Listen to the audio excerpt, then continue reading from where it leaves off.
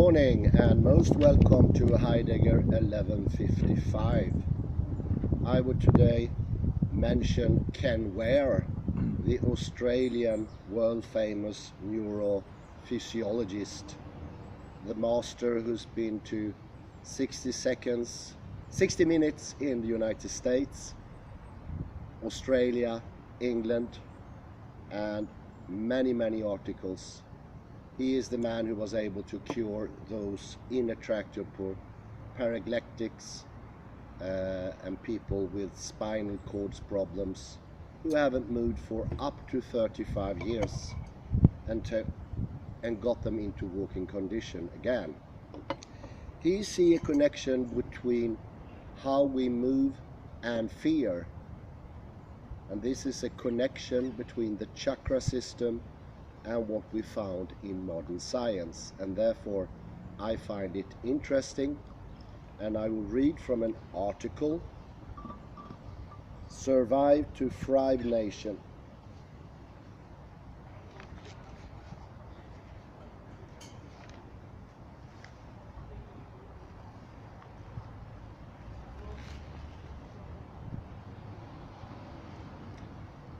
Perturbing and detraining adults, fear and avoidance in pathological anxiety disorders.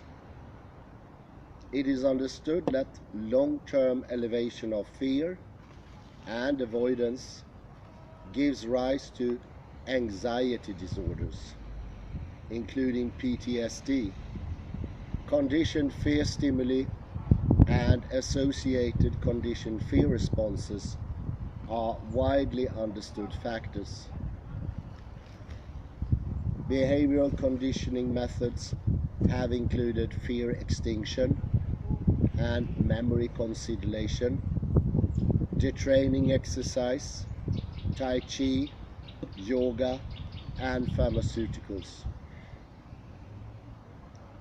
Evidence indicates it is difficult to remove fear in the adult system, and interventions largely cannot resolve chronic anxiety disorders.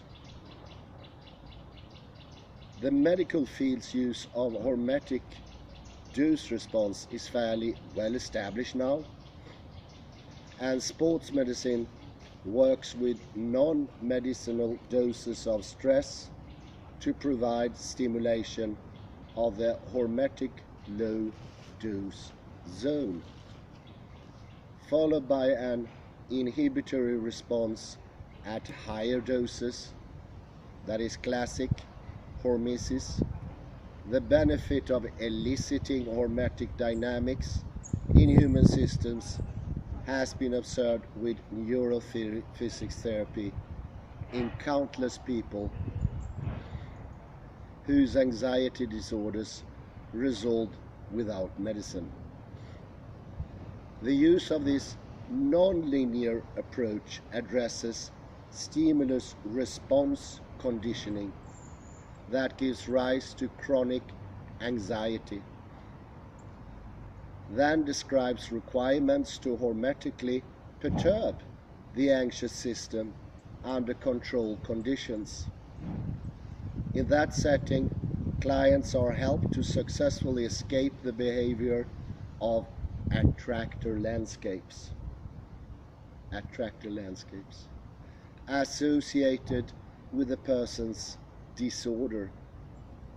This is accomplished by using novel, controlled doses directly correlated with everything the client experiences.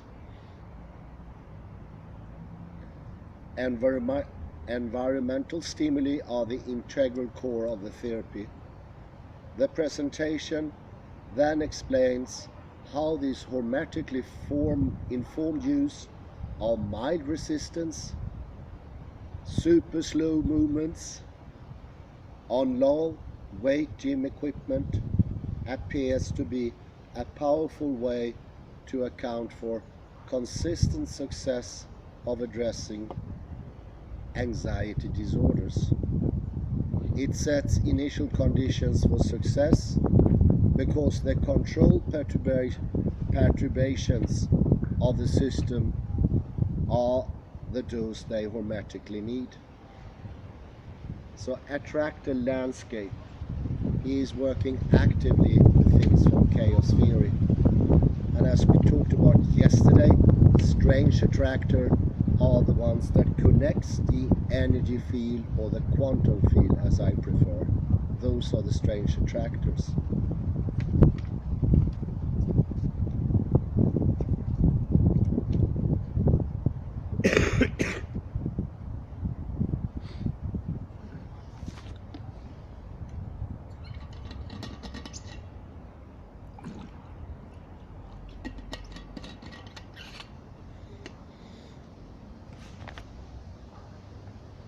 Piping hot. My colleague recommended me to drink everything piping hot. Let's see how it goes. It scorched my throat. Good tea though. Executively or subconsciously controlled behavior is augmented through conditioned emotional regulations involving discriminative acuity of danger, fear, safety, and reward cues.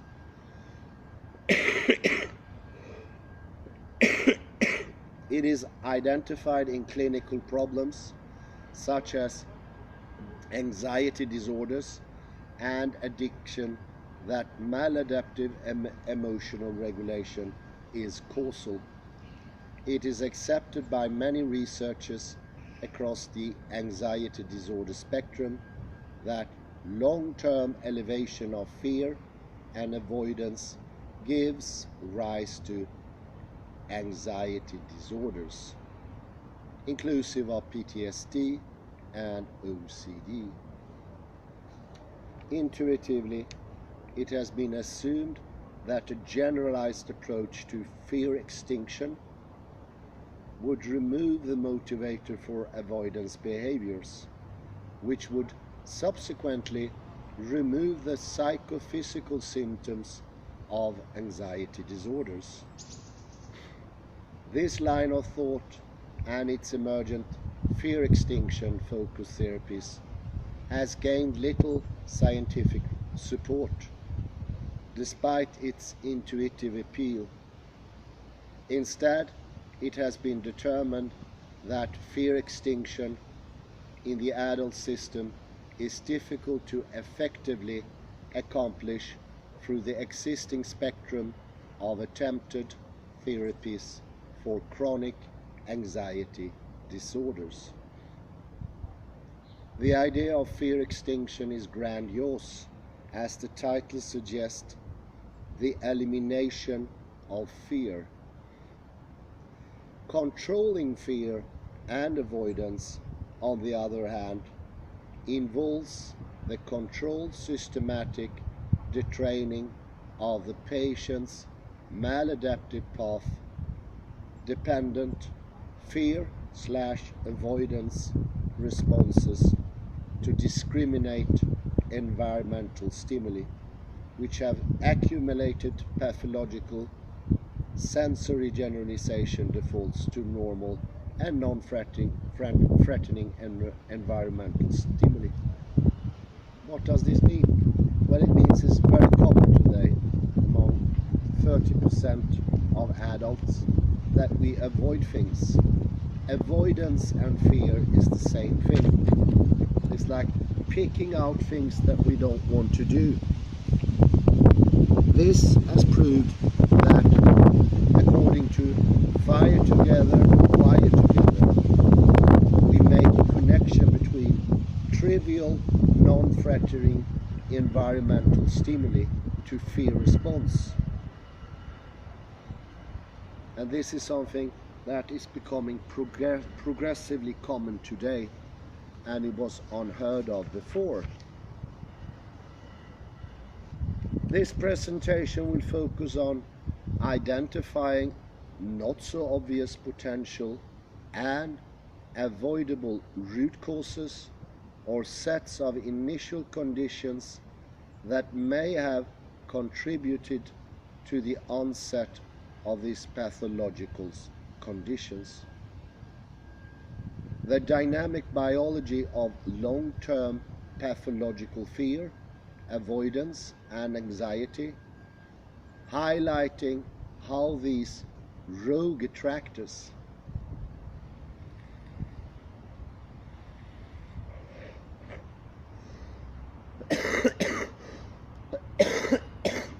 excuse me, can also manifest highly debilitating neurological restraints and conditions, and courtesy of acquired substantial empirical evidence, what we have learned through NPT regarding the detraining of these systems wide rogue initial conditions, and what is qualitatively required to hermetically perturb these systems wide initial conditions. In order to successfully escape the behavior governing attractor landscapes associated with the patient's psychophysical anxiety disorders through the use of controlled novel forms of dose-dependent environmental stimuli.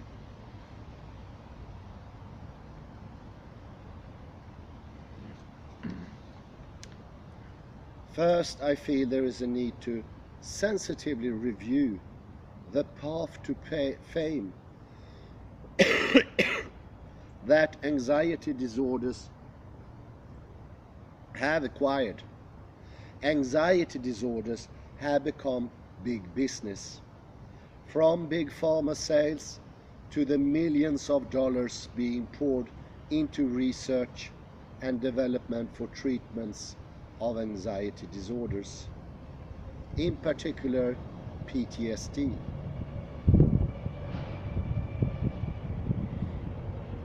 Many professional careers have also evolved, where survival is becoming more increasingly dependent upon the application of assessment techniques and therapies for people who are suspected of having or who suspect they have acquired a PTSD. This has in itself become a major attractor. Be it less than 30 years ago, the majority of people living in the free world had not even heard of the term PTSD, and hence the relationship to pathological, mental, and physically debilitating conditions. Because of the volume of dedicated R&D, sympathetic marketing, the economic and social consequences associated with these recursive conditions, and the increasing numbers of professional services dedicated to the treatment of the associated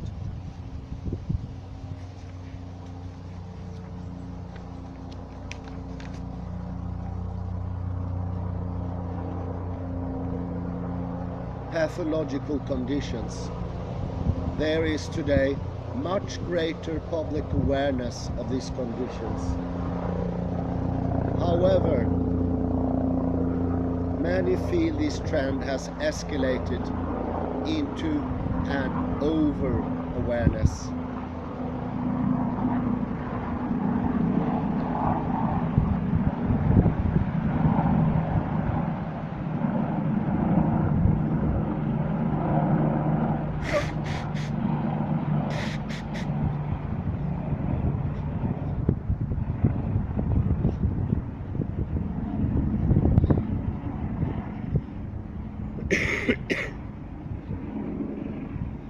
Having been involved in the design and delivery of psychophysical therapy for almost 30 years, I have witnessed significant bifurcations with the numbers of people who present with psychophysical diseases and disorders that have evolved from long-term evaluations of these sensations in their early stage states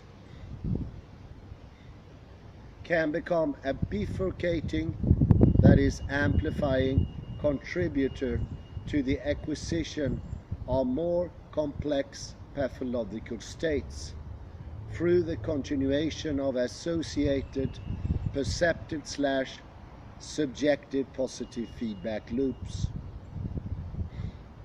In our modern, bigger, stronger, faster world, our flight and fight system that was meant to serve us and protect us in times of real danger has tuned rogue in the largest majority of individuals with pathological anxiety disorders, whereby they perceive normal, everyday environmental occurrences as threatening.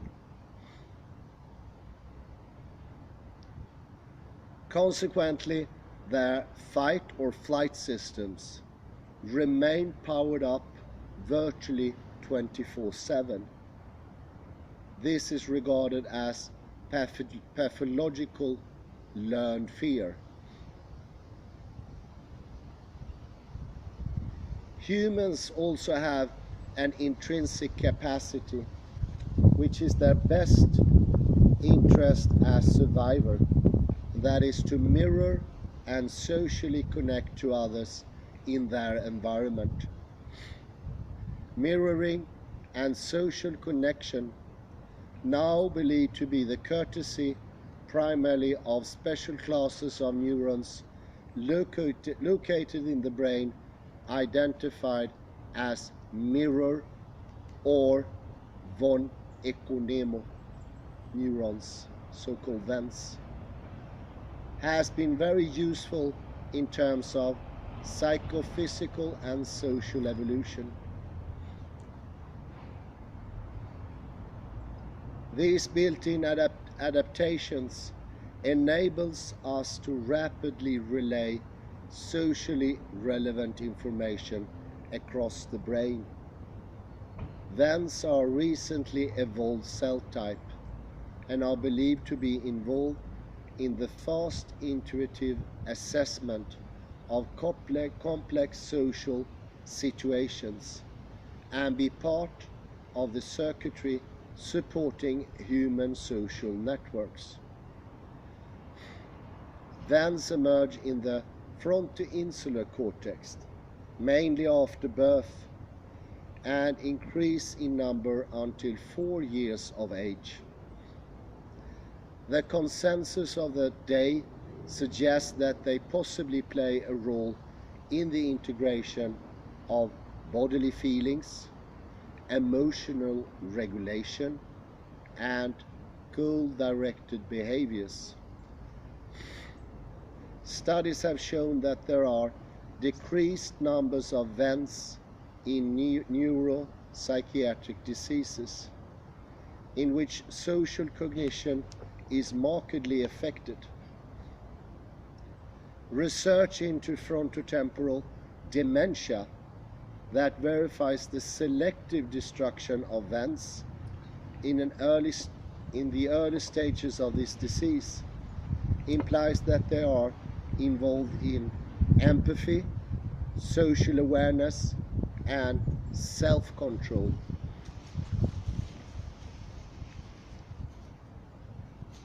I couldn't have some coffee, please.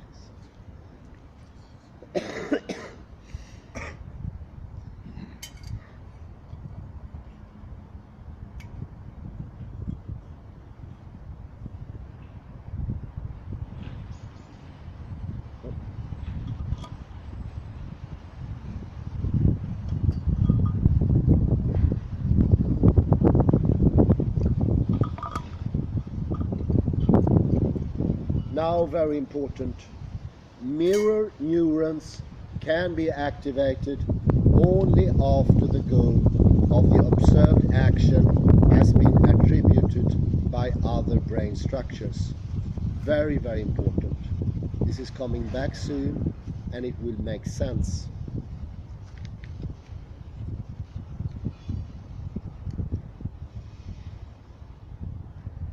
Classic and easily identifiable ways where mirroring is useful is in the development of all athletes and all creative performances, such as acting and ballet.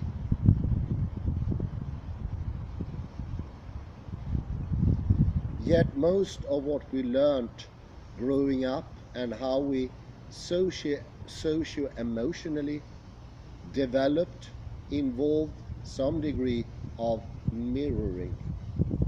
However, there are potentially rogue connections to mirroring in relation to the onset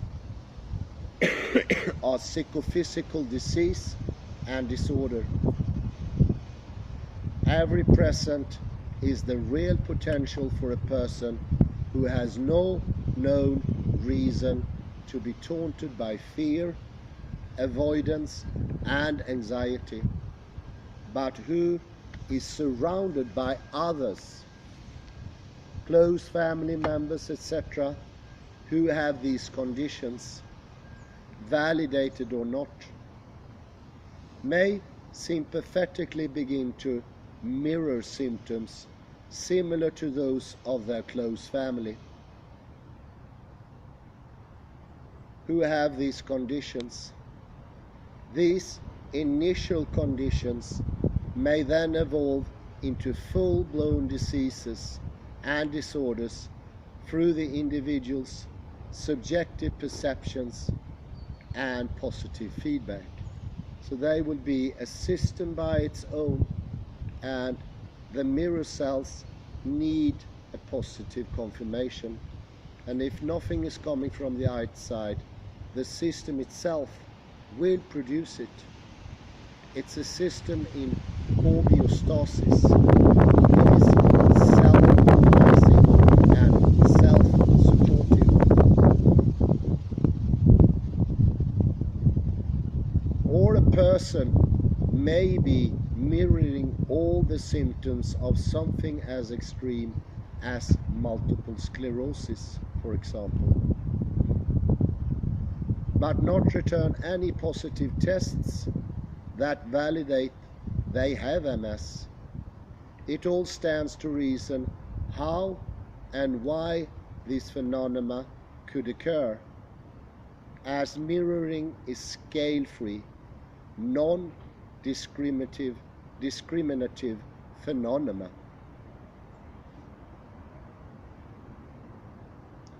I have witnessed and worked with quite a few clients over the years who have had symptoms that reflected severe lesions of the brain-body system, yet no form of scanning or medical investigation validated the reason behind their symptoms.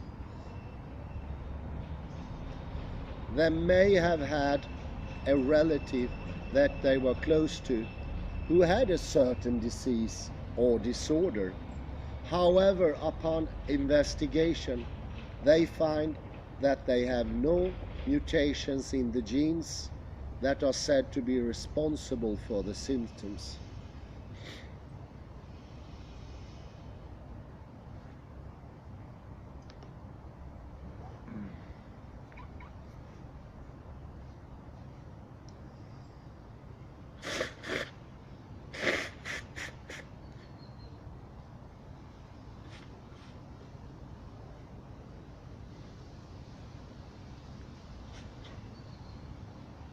Anticipation is also well known to produce symptoms in advance of any recognizable reason for a person to adopt the symptoms of a disease or disorder, especially when there have been many family members before them who supposedly inherited a particular disease or disorder.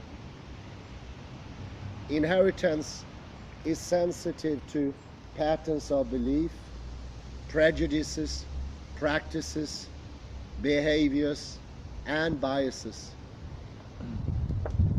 Therefore, it could be argued that no, the person did not inherit the disease.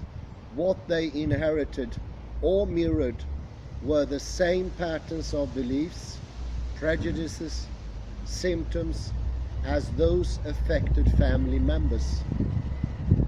And yes, this can also mean that they activated the gene that is said to be responsible for the symptoms. Genes, however, do not self-activate.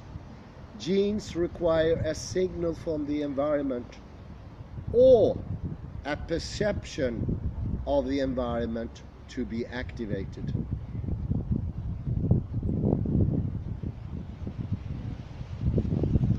The word meme originated from the Richard Dawkins book, 1976. Meme? Meme. Ja, meme. The selfish gene.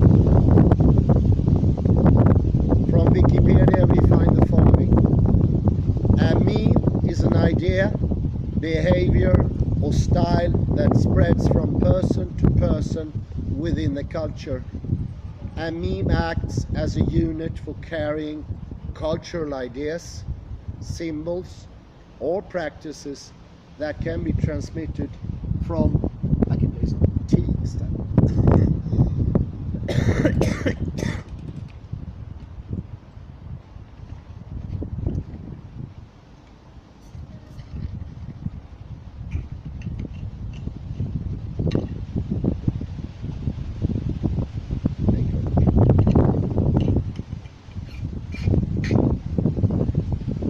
Through writing, speech, gestures, rituals, or other imitable phenomena with a mimicked theme. Supporters of the concept regard memes as culture analogues to genes in that they self-replicate, mutate, and respond to selective pressures.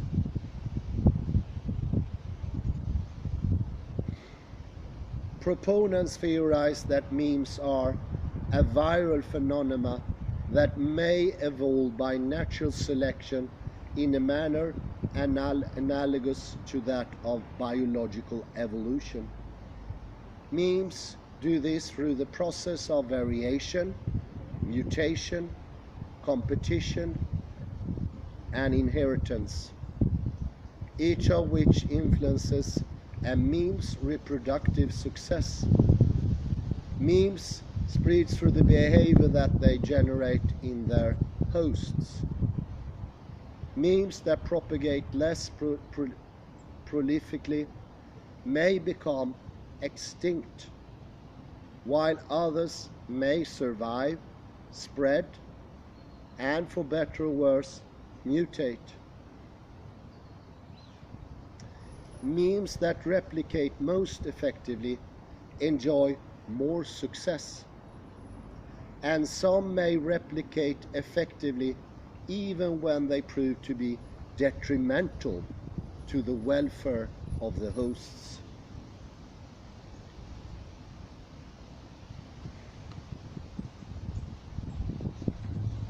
A field of study called memetics arose in the 90s to explore the concepts and transmissions of memes in terms of evolutionary mood.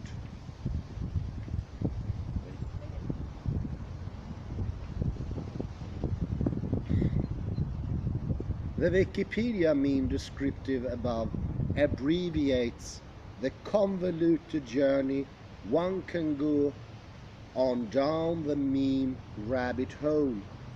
However, it was attempts to understand and rationalize human behavior, cultural and social development through observations that motivated ideas and hypotheses such as the original meme hypothesis of Dawkins.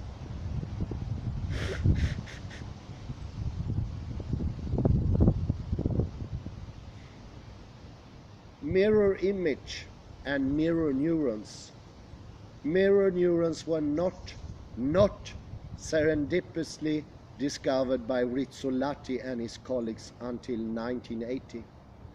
The idea that microevolutionary mutations and variations occur within the generic environment to coincide with alterations to behavior or the adaptation of a practice or a belief certainly has merits.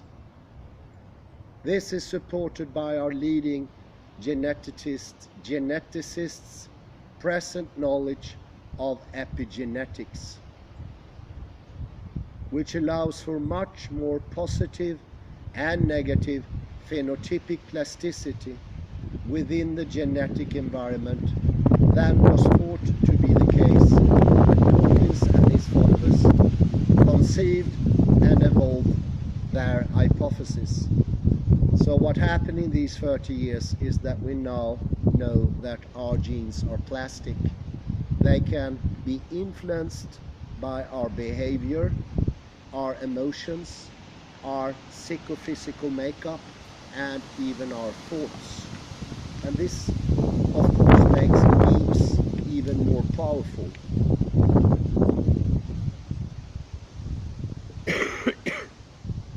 If we refer to the basics of what the meme hypothesis attempts to inform us of, and what we know about the function of mirror neurons and thence, we may comfortably hypothesize that the more people in any one community, society and global community that succumb to pathological conditions such as depression, and those that have more specifically emerged from fear,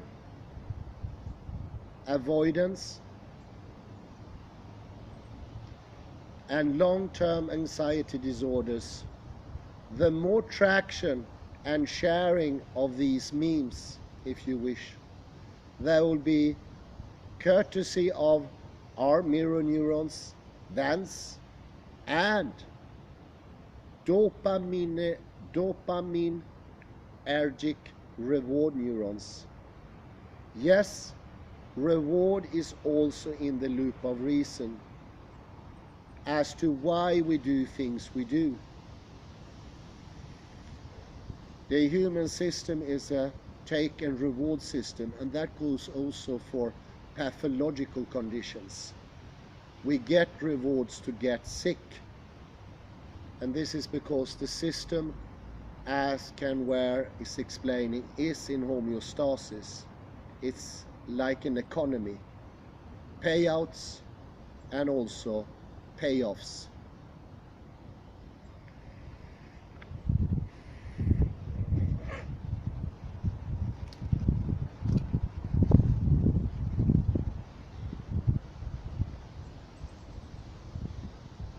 The reward might be that, oh, I don't have to go to the job that I don't like because I have now been diagnosed with PTSD, for example. Or a mirroring of symptoms could be stemming from an envy of another person, where it is being perceived they are being rewarded for having PTSD. For example, they may have more people caring for them and watching out for them than what they could muster up pre their PTSD diagnosis, and appear to be granted a lot of extra politeness and courtesy by others for fear of upsetting them.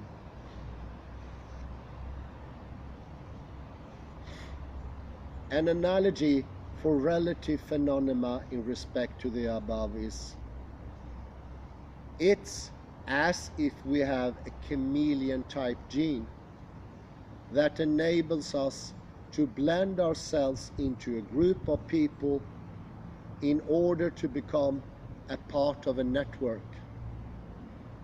There are some primitive evolutionary advantages in being equipped to be able to do this that have predator-prey origin.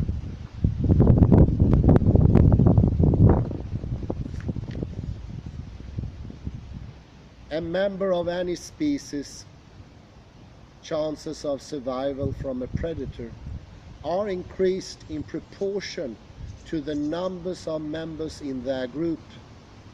The group can collectively create a distraction to reduce the predator's chance of capturing any of the members of the group. Flocks of birds will fly in unison, schools of fish will shoal together in similar manner, and so on. If, however, one member of a group was to stand out for some reason, that would make themselves more likely targets for the predator. The question is it possible for a person in a group to mirror and produce alterations to their psychophysical phenotype to coincide with changes to the physical, emotional, and behavioral architecture of people around them? If so, then could this even mean adopting the symptoms of a disease or a disorder, even though they have not committed the crimes to their psychophysical systems that others have committed, which manifested diseases and disorder in their systems? It is obvious that when a regional athlete is selected to play with the big league and moves in with the seasoned professionals, in no time at all they physically and emotionally evolve and upgrade their skills to blend in with the general standards of the teammates. Sorry, Kalle, to bother you.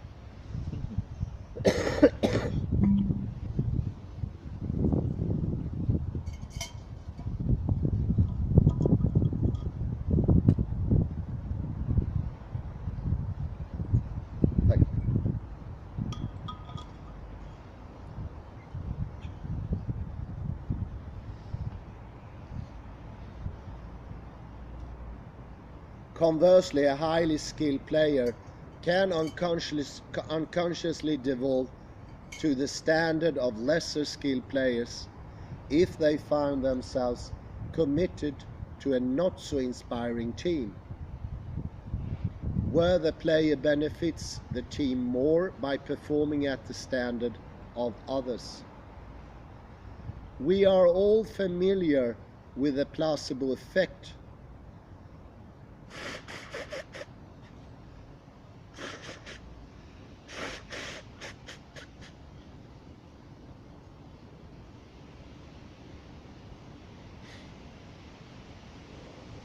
Sorry.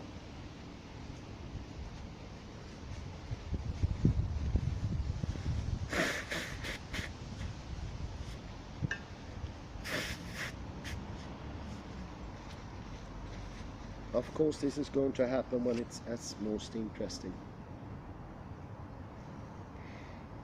However, placebo is not often thought about as being scale-free and non-discriminative, where in reality the placebo effect is simply an innate brain/body response to some form of information that the person perceives is going to be of benefit to them.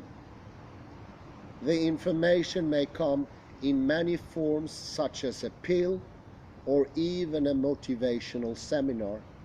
However, plasticity involved with adopting and practicing religious beliefs and ceremony or a soldier neglecting a bullet wound to the leg to be able to rescue another soldier from the battlefield, are thought to be courtesy of the same psychophysical phenomena. This is the best explanation of placebo I ever heard. It is about information, and information is what our psychophysical system seeks. It doesn't seek material substances. We need information in that broadly based idea that I proposed the other day, I think 3 lectures ago. Information is what we need. Information is what makes things go the right way or the wrong way. It is the substance more important than any arcade of the Ionian philosophers of nature.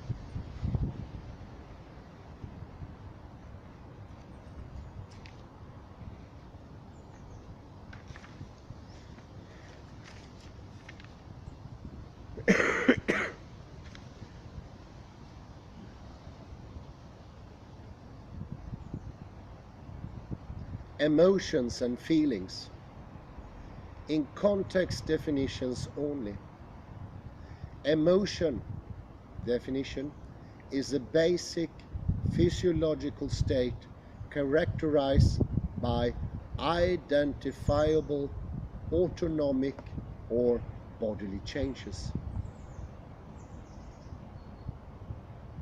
whereas a feeling definition is the associated internal subjective state that a person experiences. Our positive and negative emotions were never meant to cause us harm. Rather, they are meant to guide us to make good decisions.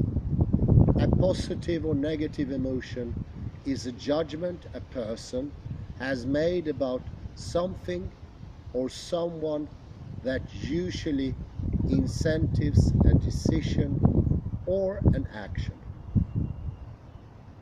Fear, for example, is an emotion that signifies a judgment a person has made about something or someone, which usually incentives conscious or innate avoidance as the action. So both feeling and emotions are here defined in order to explain what is a system in homeostasis. In theme, here is the problematic growing populations of people who have been conditioned to seemingly believe that somehow they should be protected from feeling fear, anxiety, or pain, or who actually fear experiencing any of these perceptions. Of course, we need to maintain our percepts of and psychophysical responses to fear, anxiety, and pain to keep us safe and to inhibit us from doing harmful things to ourselves and others. Conversely, people who claim to have no fear, anxiety, or do not experience pain would not only be at risk to themselves, but to society also if this were true. Experiencing fleeting moments of fear, anxiety, or pain is quite normal. Our reality is that our body-brain system self-organizes its own maintenance checks on itself to ensure that we maintain and keep these emotions and all other beneficial emotions in good working order, in the best interest of our survival. This innate form of self-organization and regulation more or less maintains our ability to keep these emotions tuned up, and in the process, percepts of fear, anxiety, anger, happiness, sadness, and the psychophysical sensations surrounding all other beneficial and socially required emotions can randomly emerge at unexpected moments. These essential phenomena create brief to short-term perceptions of fear, anxiety, anger, or sadness, for example, without any known or obvious reason. In the healthy psychophysical system, these fleeting moments tend to be gated and disregarded without requiring any real conscious effort, or are quickly rationalized as nothing to be concerned about and ignored. The subjective experience of physical and emotional pain involves all the same regions of the brain. It is innately deemed necessary that the dedicated neural schema that delivers these survival-based emotions, percepts, and appropriate responses do not atrophy and would therefore not activate when they should be alerting us to something that we really need to be fearful of and to avoid,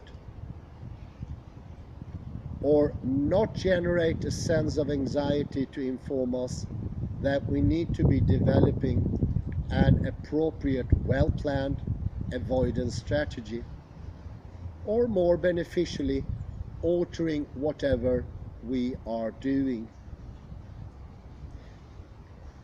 And of course, no exception, that is pain. Our sensory nervous systems responds to harmful or potentially harmful stimuli. Pain detection and responses are very important for our survival. They have a place. So if there has not been any actual harmful or life-sustaining stimuli to keep all of these neural pathways stimulated, then, now it's important, then the brain-body system is quite capable of creating unaccountable perceptions of fear, anxiety, and even sudden pain or an ache to ensure detection of and responses to these emotions are kept in good working order. Again, the healthy system will acknowledge it as having an unaccountable ache or pain perception, for example, and the person will either unconsciously or consciously gate or disregard the experience, which will then negate the pain signal or dampen the ache through this unconscious or conscious form of negative feedback. So we have a system where emotions, when they are not activated, could activate themselves, and they need to have a response. So the system will either acknowledge them, that was a good emotion, give pain, and therefore we have a loop. And that loop can go downwards if we try to avoid that pain, and it becomes greater and greater and it's able to construe all sorts of pain. Fibromyalgia is the state of fear avoidance. It's gone too far. The system will produce pain. The system is both internal and external at the same time. Externally take away fearful things could actually, not necessarily, could actually trigger fear responses and pain. It's a self-organizing system. It doesn't need output in that way. Yes, it's interacting, but on a long-term basis to become more healthy, more stable, more balanced. And the more balanced we are, the more easily it will be for us to gate those reactions. I myself, I have memories in childhood of knocking on the door at the neighbors and my fear of screaming at them. I realized that was caused by the system itself. I gated it, ignored it, and it disappeared. But I had the feeling that that fear wasn't coming from anything real. And this is very often the case. This is how our system works. And I can bet you this is a part of our protection system. It gives its own responses if no response is coming from the outside.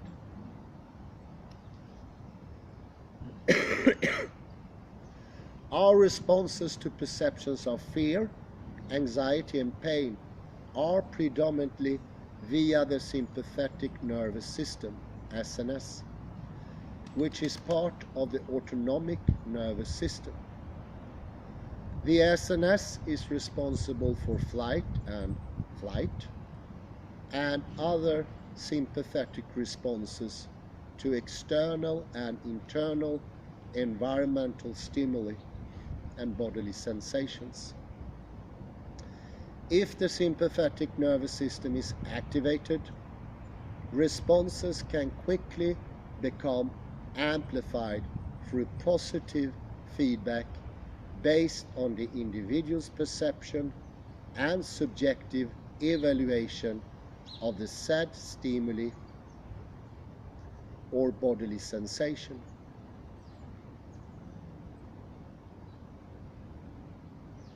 Whereas gating or dampening of those percepts and responses is predominantly via the parasympathetic nervous system, PNS. The smell the roses part of the autonomic nervous system.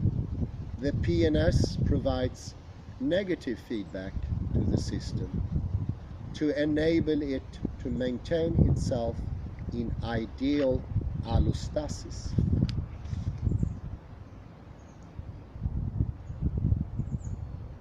This is very similar to the thermostat on your cooktop at home.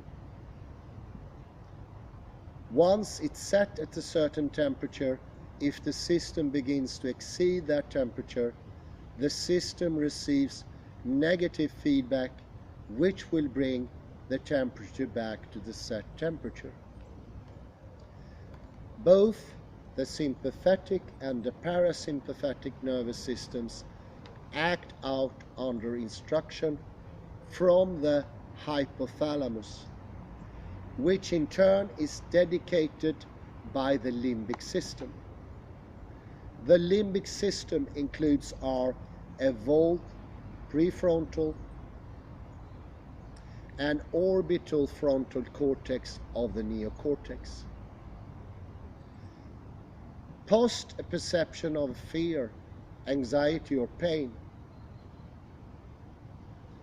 it is primarily in the prefrontal cortex that an emotionally healthy person cognitively evaluates and rationalizes their sympathetic nervous systems generated responses to unexplainable sensations of fear and anxiety, and executively chooses to gate or dampen them.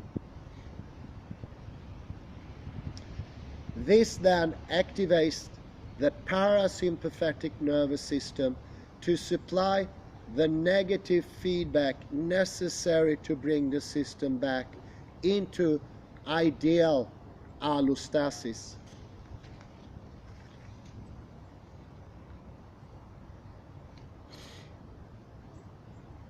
Conversely, this is not the case with the many clients who become instantly offended with any percepts of fear, anxiety, pain, sadness, etc.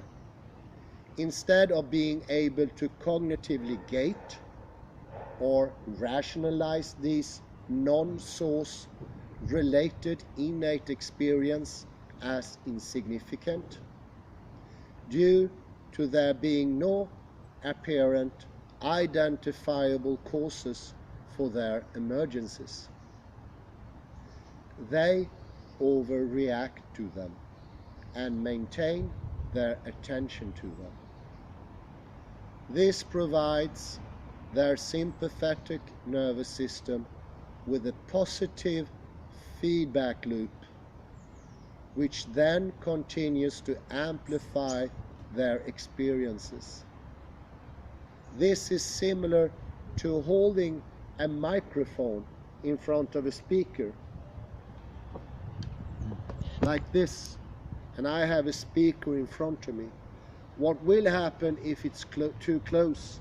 It will be an amplifying, and soon, it takes only 5-10 seconds, the sound raises with a positive feedback loop to make it stronger, stronger and stronger. And in the end, it can break your hearing. Our system works in exactly the same manner. We are constantly amplifying what comes outside. Could you put a break and we go inside? Conversely, this is not the case with the many clients who become instantly offended with any percepts of fear, anxiety, pain, sadness, etc. Instead of being able to cognitively gate, that means to dampen the response or the reaction, or rationalize these non-source related innate experiences as insignificant, due to there being no apparent identifiable causes for their emergence. They overreact to them and maintain their attention to them. This provides their sympathetic nervous system with a positive feedback loop, which then continues to amplify their experiences. This is similar to holding a microphone in front of a speaker, as we demonstrated. Oddly enough, this is described within the Samkhya and the yoga literature. Those things are called vrittis. They could be external, it could be internal, but keeping them in check by sort of adjusting oneself to them, making them less harmful, making them less exogenous, so to speak. We can put them into the system and we can acquire them, and that will give us more prana.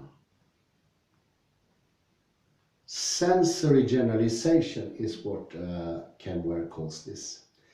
We are able to therefore basically divide clients who present with fear, avoidance and anxiety related diseases and disorders into two groups.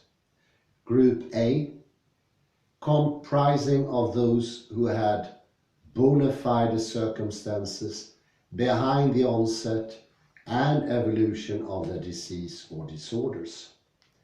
And Group B, comprising of those that do not have knowledge of any initial conditions, bona fide circumstance, that could be behind the onset of their uncontrollable pathological conditions.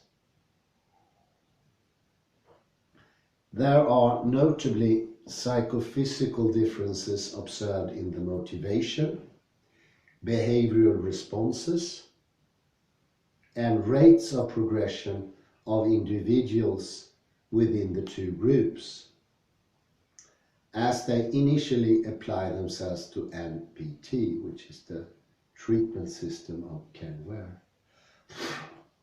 These differences primarily relate to the effects varying degrees of sensory generalization has had on each member of each group.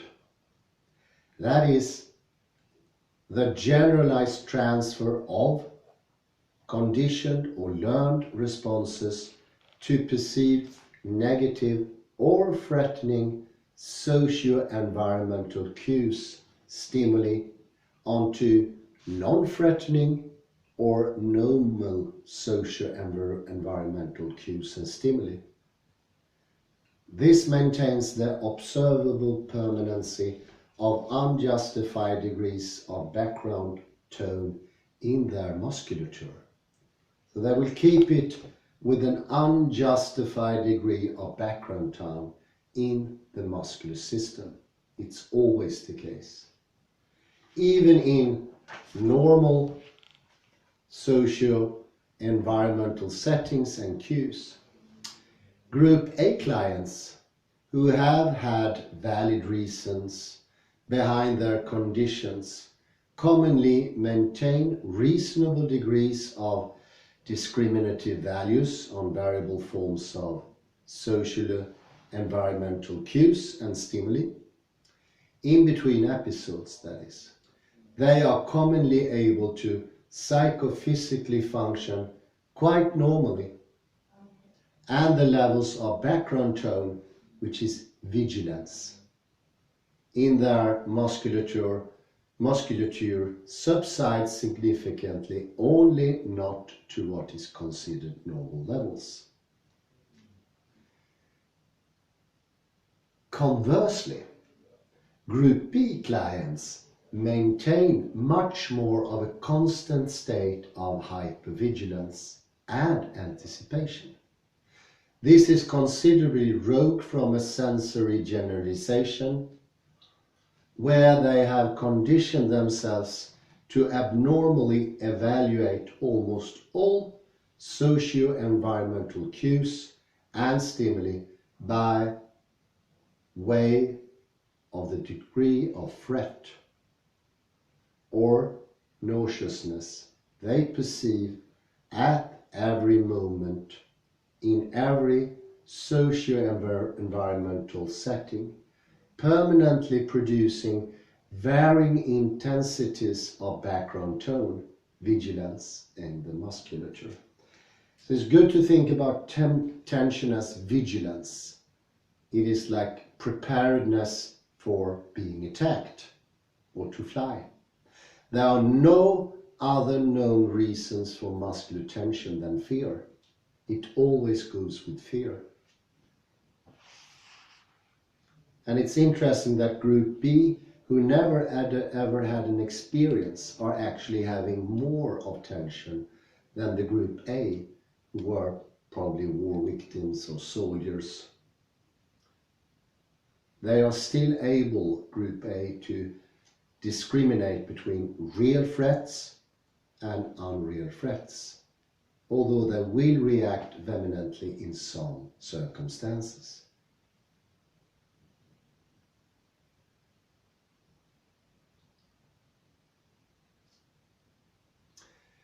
Growth or protection.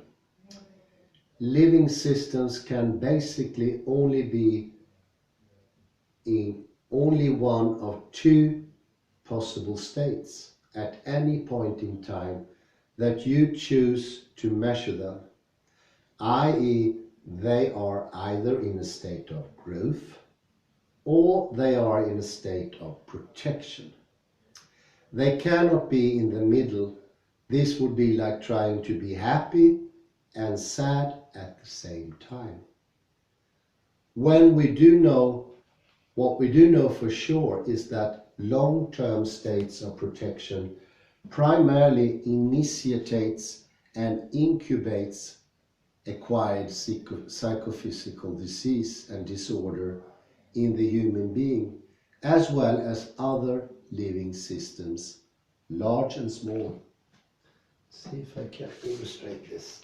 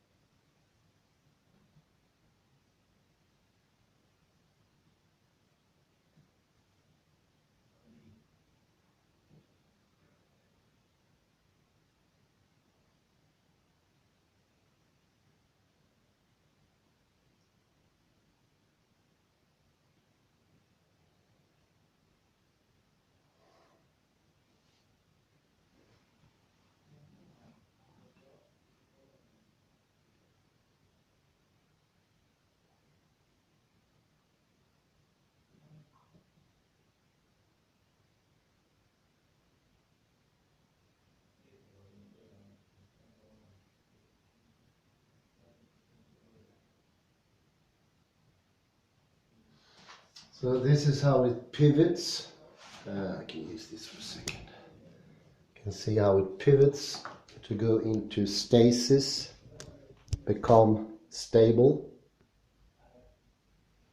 And how here you can also see the connection between where are we balanced and how much we react on internal or / external impetus. And the state can only be in two different varieties. They're either in a state of growth or in a state of protection. The state of growth means that you gate your reactions, internal or external. You make them more soft. They disappear a little bit. And then the system goes up. This is the spiraling up. And I think this is very close to what we talked about in the chakra system. It's oddly similar, where we start from the bottom, and for every step that is opened up, we can open up next. But we can't open up next before the first one is opened up. And this shows the same thing. It needs to be done in a spiral that slowly goes up and then accelerates, without jumping any stops. Because human beings as individuals are, in a way, closed off systems. Or why not the Klein bottle? It means that whatever is in here, it has its own balance. But the outside also has its balance. So we are balanced to other people. I don't run around here screaming at people or attacking them. That would be out of balance inside. But I could be unbalanced inside, not reacting in a proper way to my own percepts. I gave an example earlier to color, how I felt it was immensely cold before. It wasn't that cold, but my reaction was that. Probably furthered by my present cold, being very hungry, but it's still an undue reaction, and that makes me unable to gate the reaction. But if I gate it, I will progress in the system. So that will be a spiraling up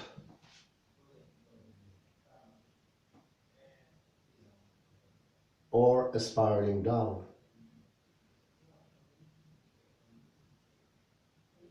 If you spiral down, you will in the end achieve OCD, for instance, or GAD, which is generalized anxiety disorder, things that didn't even exist before. You want some more coffee? Okay. Just a little bit. Yes, cool. Thank you. Very good.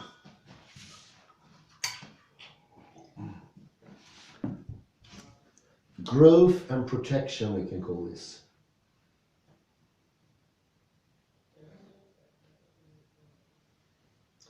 This is protection.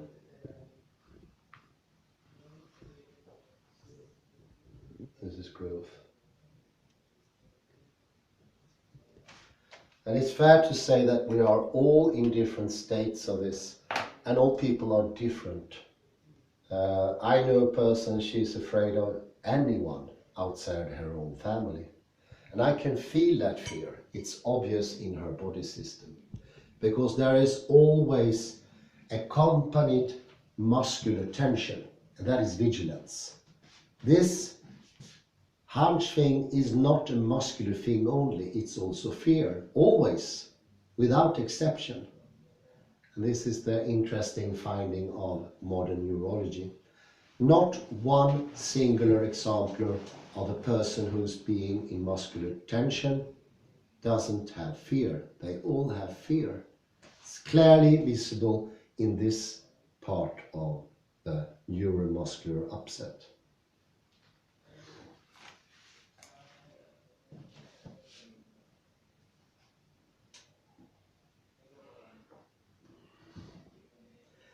There are also many possible self-inflictions which can over time produce and maintain consistently high levels of anticipation and over-preparedness. This is observed in Group B, individuals, and signifies that there are consistently high states of protection. Similarly, teenagers, for example, can be observed texting or engaging in social media for long periods of time, while significantly elevated degrees of background tone in the musculature, especially in the trapezes, which are spontaneously reactive to the sympathetic nervous system. Even though they may feel that they are having fun during these periods, their elevated levels of arousal and background tone in their trapeze indicate that this is not how their psychophysical system is perceiving or coping with these moments. Their level of arousal and diminished peripheral awareness is symptomatic of a hyperprotective fight or flight state, which stated above is often being maintained for excessively long periods of time. So what do we find? Well, if you are in vigilance, if you're tense, we always know your peripheral awareness disappears. And these youngsters listening to music or playing with their iPads are putting in fear responses at the same time. One could see this as a sort of spice. If you go down this, you will in the end find pain something that you almost take for granted or wish for. Some music we know, especially the modern rap or hip hop, have elements of fear and anger and terror. Those are spices in the music that attracts the young generation, because their systems are already in the downward slope. Therefore, could even be that harmonious music, frequencies of harmonious varieties, will not be accepted. The only thing they accept is the fear-indicted things. And we know there are very few people on an fMRI scan who doesn't react negatively to the very modern music of hip-hop and rap. Always have a beat with a frequency that is in itself pain. And when I read this, I compare this in a benevolent way to putting chili in the food. Chili is painful to a very low degree, but in a good way it adds spice to the food, it makes it more interesting. In some cases where you lack appetite, it can elevate your appetite so you can eat the food. And it can also turn boring food into higher enjoyments. This is in a benevolent way. See the modern generation with their protection mode, fear built in music, in media, in the movies today. They are like chili spice. And these people has become accustomed to take in sort of bad chili that will affect their system in a negative fashion. It's not hard to see that young people today slouch over their mobile or iPad or whatever it is, are having tensions, are supporting tensions, and those tensions, when they become habituated, the system will require more bad things. That is very interesting because it is a closed system in one way and open in another way. It is like having two Klein bottles, or the Klein bottle is in itself enough.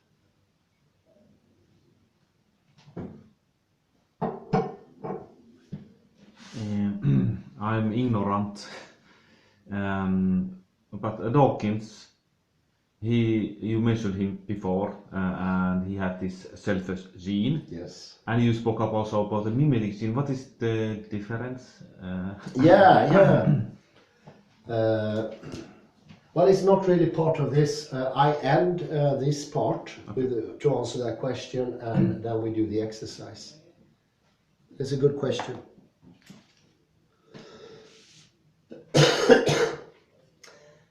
You can also compare that to people who are drug addicts. Go around in this area where we used to have more drug addicts, but see how they sit.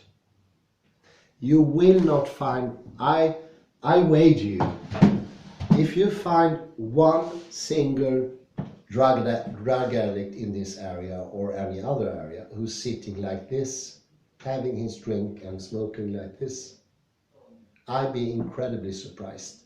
They all sit like this. Maybe you can get this position. This is a really odd way of sitting. It's like when they twist everything and they can sometimes sit like this.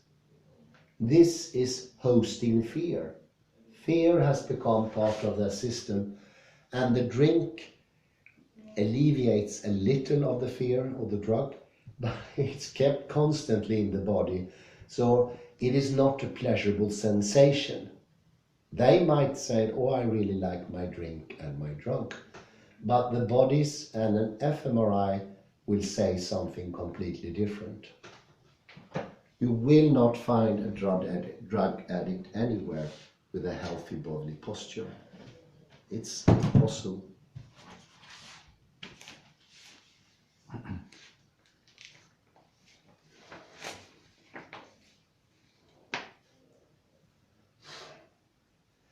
The effects of long-term hyperstimulation of the sympathetic nervous system can very much lead to type 2 allostatic overload, where the escape mechanism to bring the individual system back into its ideal state of allostasis does not know when to kick in and instead maintains the system in a highly non-dissipative state.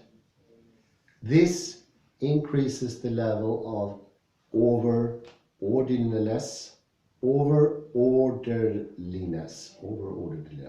in this system. Too much order. Too much energy and information becomes trapped, like in the chakras, in these systems, to enable proper psychophysical functionality and normalization of sensory inputs and motor inputs. This alone is just cause for a person to feel permanently anxious due to the ever-increasing values of chaos and turbulence in their system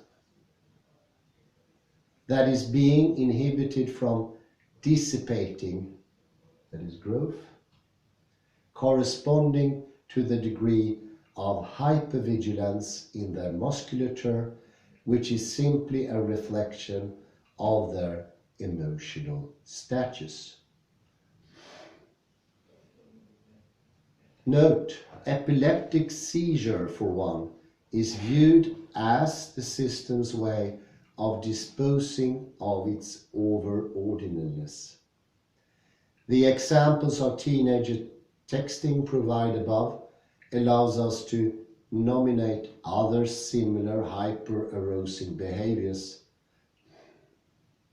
that people unwittingly adopt and maintain long-term, which can lead to acute type 2 allostatic overload. This also includes obsessive, excessive, and aggressive exercise.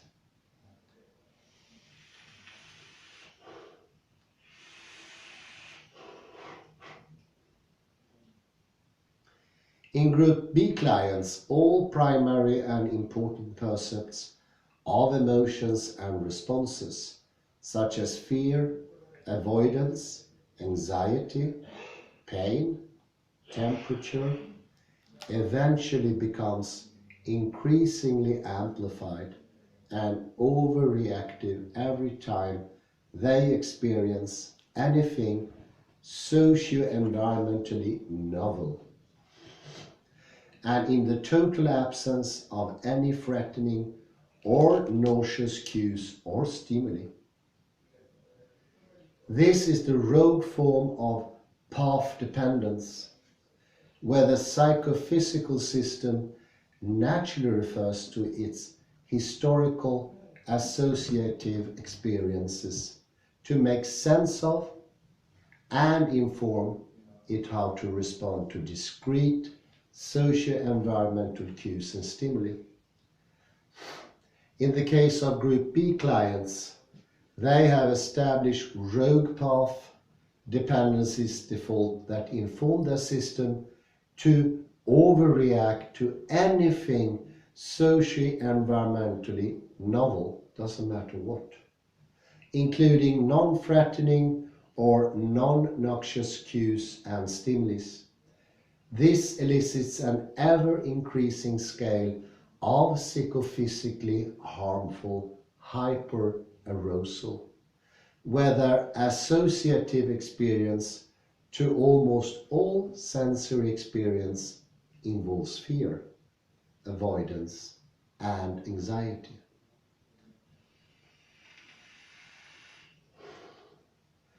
Another likely candidate here is the human being's ability to be out of sync with their social and physical environments. We can all drift off and daydream for a while others around us are all seamlessly interacting with each other. However, it becomes problematic and psychophysically concerning when an individual more permanently lives inside their head, so to speak, while others in their immediate environment are enjoying the company of others, the ambience of their environment, or just simply enjoying being in the moment. Individuals who more permanently reside inside their head while everyone else is enjoying themselves are very out of sync with their socio-physical environment and are usually experiencing things like monkey mind, concerns of passing exams perhaps, the goings on at work, relationships, etc. Their rich inner world more often than not involves some degrees of problem solving, victimization, or heightened fears of missing out, perhaps. However, they may also display abnormal brilliances in certain areas.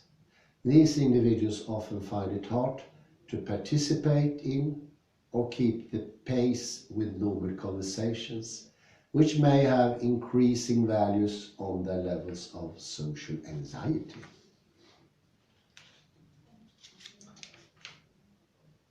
For people who continually practice residing inside their heads and being out of sync with their socio-physical environment, their associative experience of quite normal events, social settings, and the architecture of variable environmental cues and stimuli becomes tainted and entangled with the emotional states that are brought about by what they are thinking about.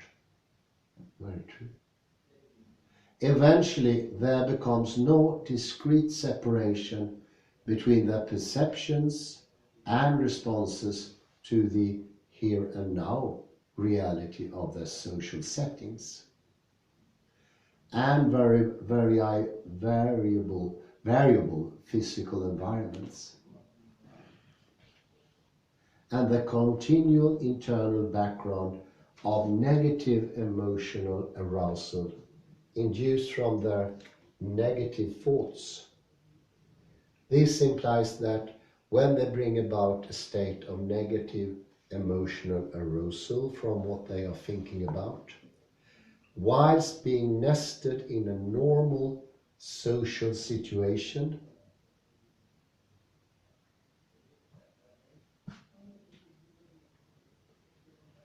and non-threatening environment, their self-inflicted state of negative emotional arousal becomes fused within their multisensory associative experience of the real here and now, aspects of their socio-physical environmental settings. Their integrative associated experiences becomes embedded in the associative memory bank, we then harbor a confused version of this reality, associated with the real features of actual non-threatening physical and social environment as being responsible for their negative emotional experiences and feelings at the time, rather than just being from their thoughts. This is very interesting. This is the Klein bottle, and it shows that if we're not aware of this system, we will think that the outside world is causing our emotions, our social interactions, and we cannot really tell those apart. So we need a firm direction here. We need something that can put us into the right path, because using the inside of our heads will lead us astray, oddly enough. And one of those things that can actually lead us astray is the meme. I will end just to take a few minutes with the meme here. The meme. Invented in the book The Selfish Gene by Richard Dawkins. I think it was published in 1976. It's actually a very smart invention. A meme is similar to a gene, but it doesn't have a physical locus or a physical extension. It could be a rumor, it could be a way of thinking, it could be an old wives' tale. I think one of the examples in the book, The Selfish Gene, of a meme was not walking under staircases because it brings bad luck. So that meme can survive for generations, millennia. Memes can proliferate if they are likened by the environment. It can spread and procreate, so to speak, and it can become a very popular meme. Obviously, in history, you can see many ideas spreading like wildfire, becoming established, and they can also mutate. And they can mutate in a benign fashion, become better. Then they can also mutate in a malign fashion, becoming worse. And I think this is a good example of what can draw us down this path. Because without a clear guidance somewhere, we will always be potentially susceptible to the memes that are out there. And those memes, because they are not constructed by man or anyone else, God, they could affect us in a bad way. At least the memes are just, even if they are good, they are not 100% good. Why is that? The reason is because they always put your direction out of sync. It will thwart you in the wrong way. Of course, the modern society is meme inflicted. Today we have the climate. It's of course a real thing, but remember, it's also a meme.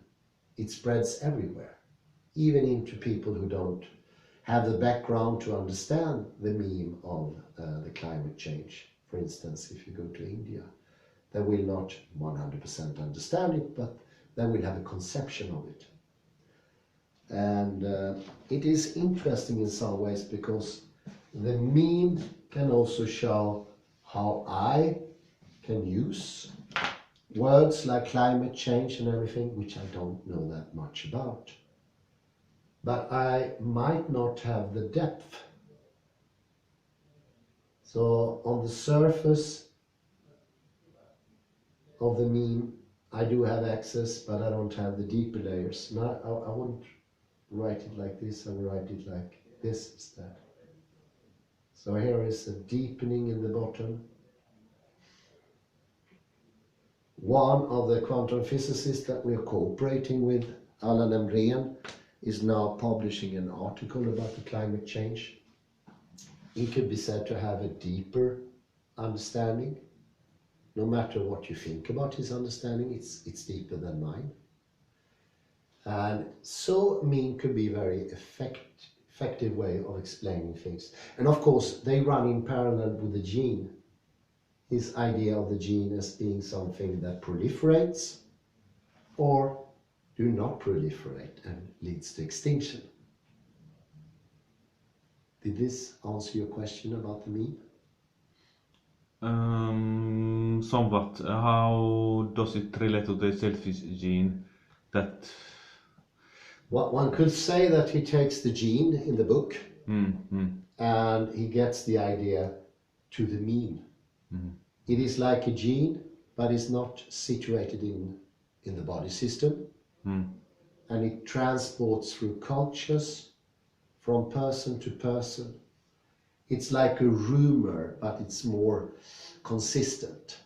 And his example was old wives' tales and similar things. It's a good way of explaining things, but it also has its downcast. Well, I won't go into the downcast of the meme. Believing in the meme can in itself be dangerous. We put a break here and we do an exercise. So we see Kalle Lundahl sit down and he's carrying his tension in his shoulder. It's very obvious. His arms are protruding frontwards, you can see here. They are not in a relaxed state or tensionless state.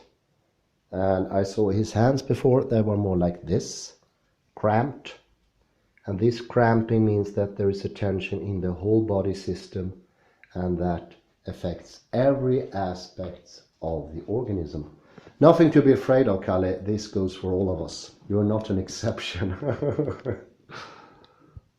But it's very interesting, and all those tensions are things that we earlier projected.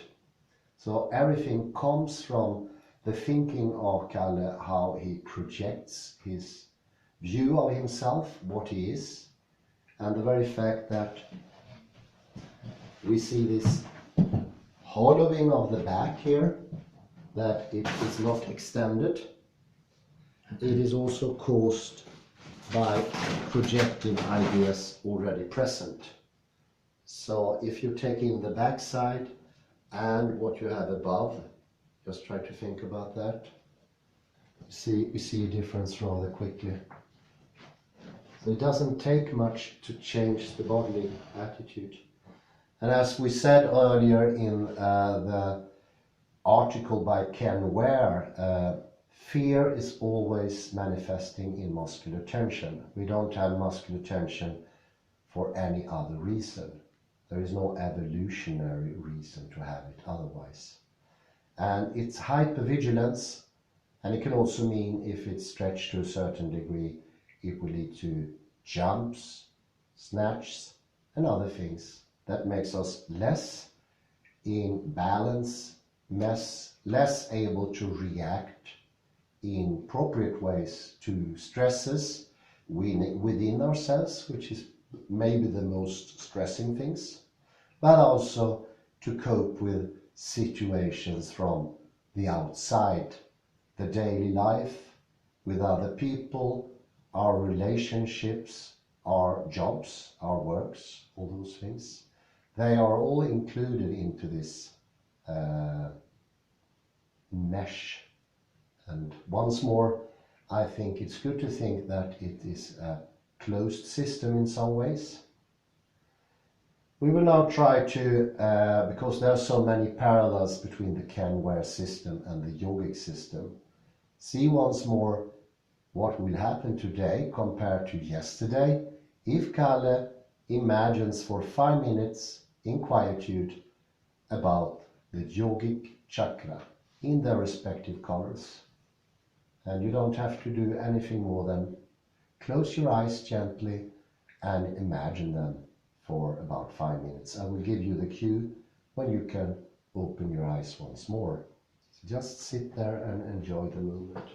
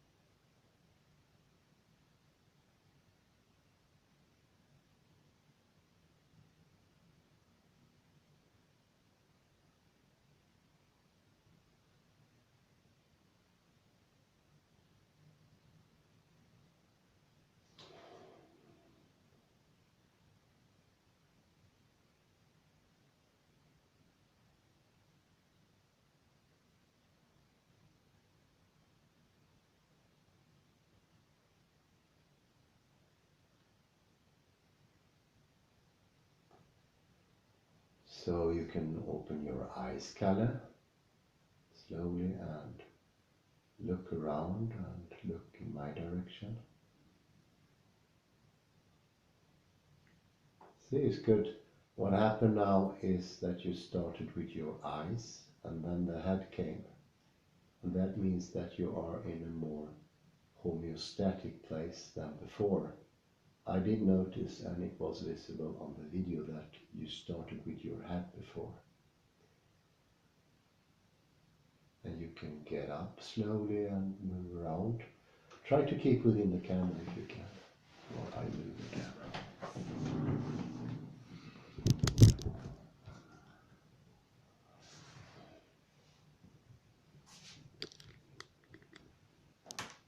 Oh, very good. You are broader around the shoulder. It is also if you turn left a little bit. More.